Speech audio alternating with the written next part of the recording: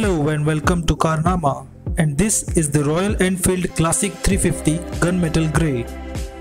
As you can see, the bike has that classic styling that we all are familiar with, and it still remains eye-catching.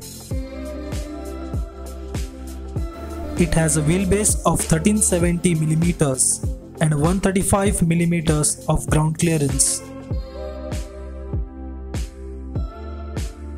The bike is definitely heavy with a curb weight of 192 kg, and the chassis is of single down tube which uses engine as a stressed member.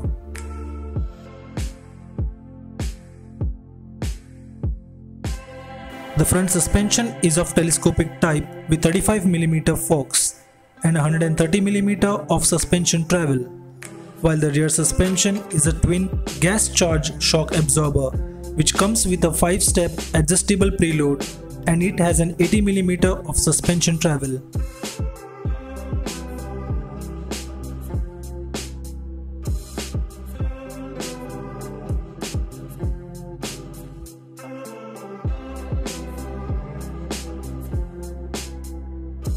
The headlamp styling is round in shape obviously, and the bulb is of 12V H4060 55 watts halogen type with position lights at both the sides.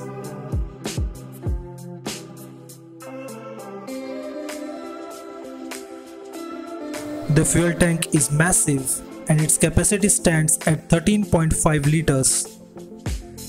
Moving behind, you can see the split design type seats, wherein the pillion seat is removable.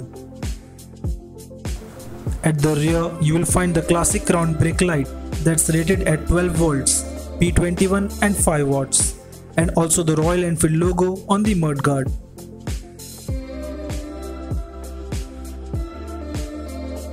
The rear view mirrors are large, round, and have a chrome finish with a rather good field of view. The switchgear quality is decent, but not the best that we have seen.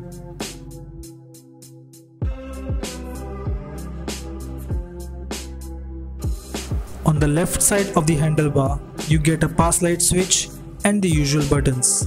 And on the right side, you get an engine kill switch, which is great, and no headlamp on-off button due to the auto headlamp on function. The speedometer has that familiar classic analog dials, which look great, which is also the case for the amp meter.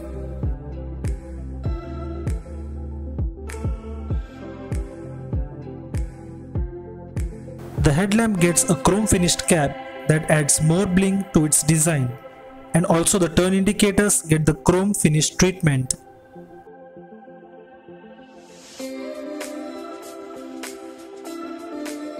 At the rear too, the turn indicators get chrome finish, and you can see the gloss black color tail lamp housing, which also mounts the turn indicators.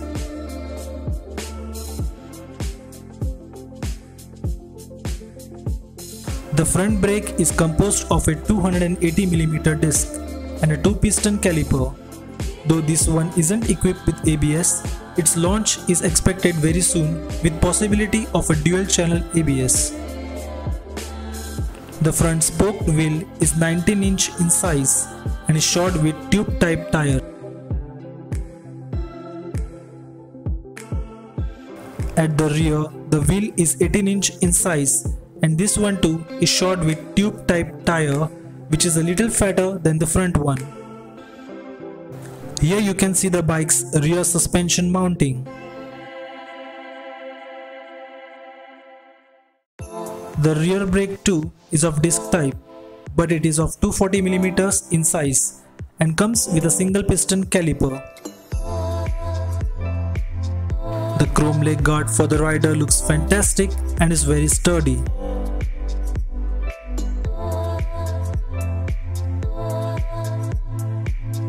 The bike gets a 5-speed manual gearbox with a chain drive mechanism, and its clutch is of weight multiplate type.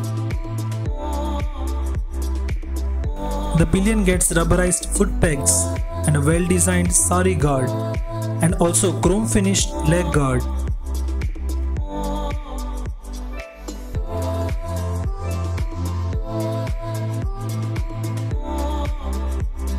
The rider gets a rubberized footrest and a brake pedal.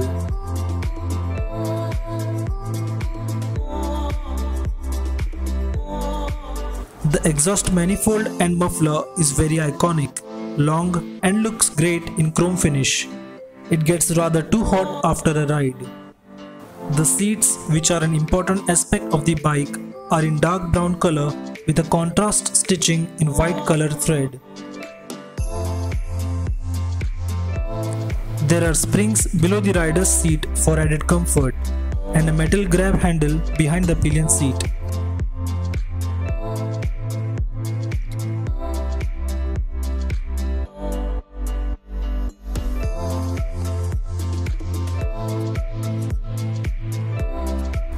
Here you can see the halogen type headlamp, high and low beam, position lights and turn indicators in action.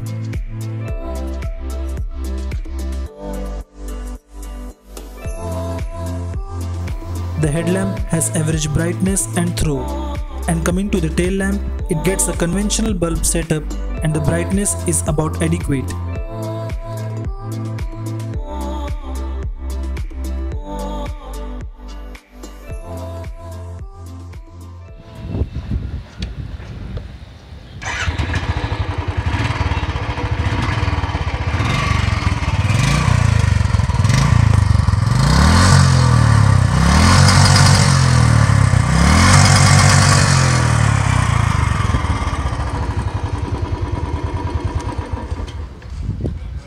The engine is a 346cc twin-spark single-cylinder air-cooled one with a bore and stroke of 70mm and 90mm respectively.